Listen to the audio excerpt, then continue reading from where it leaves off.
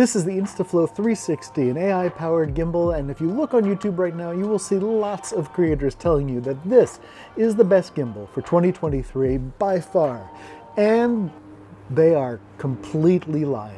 I was working with the Insta360 and I found a lot of problems with it, and I thought, oh, do I have a bad unit? And so I went online, I was watching a lot of the other reviews, and everybody talks about how great this gimbal is. It's got all these modes that teach you how to do things like film a video outdoor in the woods with your partner to make it look cinematic, and it's got all these effects and stuff that you can apply to it, and those are cool and all, but I was having a lot of problems, and yet every one of the channels I looked at were talking about how great the Insta360 is. I said, that's not what I'm experiencing with it. Then I found these little channels with a couple hundred views, and these people were furious because some of them went out and spent their own money based on the reviews and found out that this is an insult. This is something that should have never been released.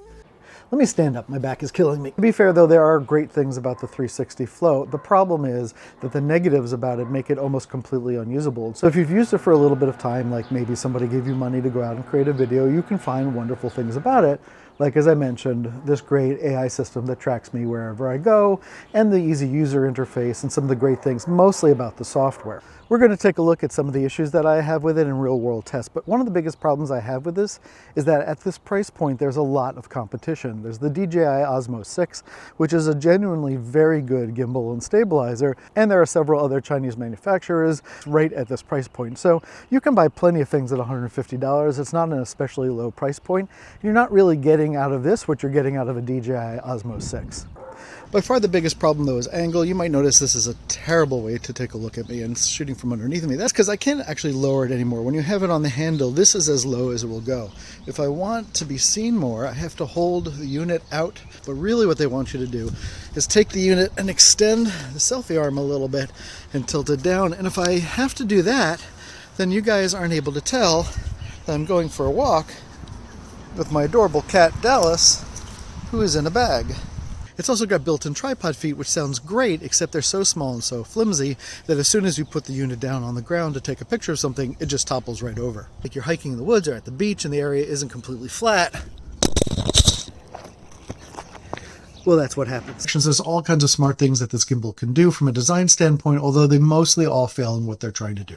For example, there's a cold shoe mount on the front of the unit that allows you to mount a microphone. It allows you to mount a microphone receiver to the front of it. If you start running cables up to the phone, then the phone gets really off balance. It's very difficult to do things, and you can't turn from horizontal to vertical if you have a lot of cables into the device. They put a power port in that allows you to charge your phone when the battery goes dead. That is a fantastic idea, except you can't use it while you're recording because, again, if you plug the phone in, it goes all tippy-toppy on you and it doesn't balance properly, and now instead of having a gimbal, you've got a gimbal. You can also do things like program it to start and stop when you raise your hand, which is great. One of the things I think works best here is sticking this on a tripod and using this as a creator to do something like a cooking channel or a repair channel or carpentry channel, something like that, where the device will follow you around automatically and you just sort of forget about the whole gimbal part of using it. The software is so good, in fact, that it would make any other gimbal system better by having it as the software that runs the gimbal.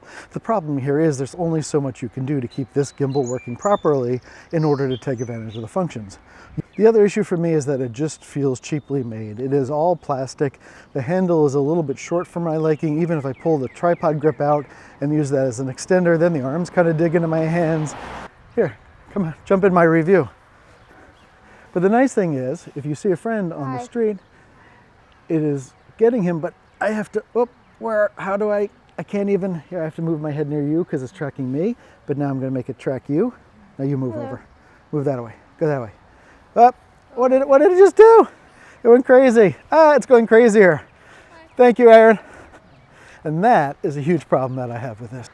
I don't even know what just happened there. I was trying to show you how great the AI system is on this, and now the camera is upside down and, oh, there we go. So that was crazy, right? I was just trying to film a person next to me and the camera flipped upside down and backwards. And the reason it did that is that I have the selfie stick out a little bit, but when he turned, the camera then was on an angle and it had to try and flip upside down in order to keep up with him. I dare you to find another gimbal that in order to track a person turns completely upside down. Why am I over there?